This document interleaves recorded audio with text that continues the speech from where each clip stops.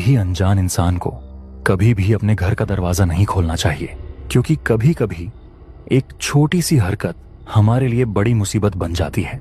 ये कहानी भी शहर में रहने वाले रवि और सोनाक्षी की है। रवि और सोनाक्षी की शादी को कुछ ही वक्त गुजरा था। वो दोनों बहुत खुश थे। रवि और सोनाक्षी दोनों अकेले ही घर में रहते थे। एक रात ऐसा हुआ कि अच्छा सर, मैं बस कुछ ही देर में निकलता हूँ, घंटे तक पहुंच जाऊंगा।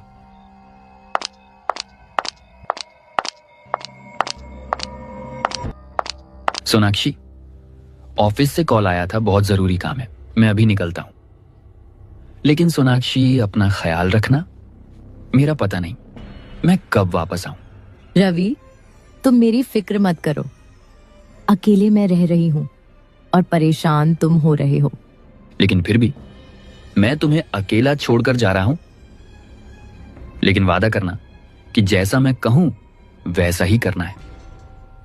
बाहर गेट किसी के लिए नहीं खोलना, अपने साथ चाकू या कुछ रखना, और अकेले रात को बाहर नहीं जाना। हाँ बाबा, हाँ, मुझे सब पता है। तुम बिल्कुल बेफिक्र होकर जाओ, मैं अपना ख्याल अच्छे से रख लूंगी।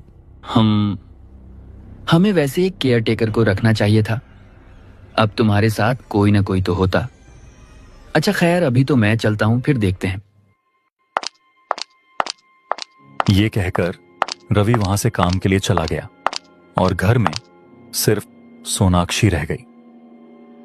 फिर कुछ देर बाद वो अपने बिस्तर पर चली गई और लेट गई। थोड़ी ही देर में उसकी आंखें बंद हो गईं और वो हल्की नींद में ही थी कि अचानक उसे घर के बाहर से गेट के कटकटाने की आवाज आने लगी।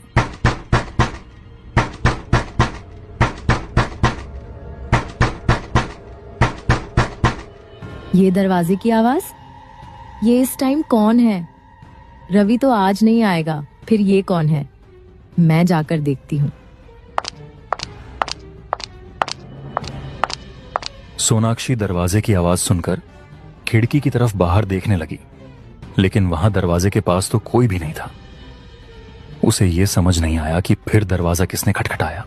ये बाहर तो कोई नहीं है, फिर मुझे ऐसा क्यों लगा कि किसी ने दरवाजे पर दस्तक दी? मुझे लगता है मेरा वहम हो गया या फिर मैंने सपना देखा होगा।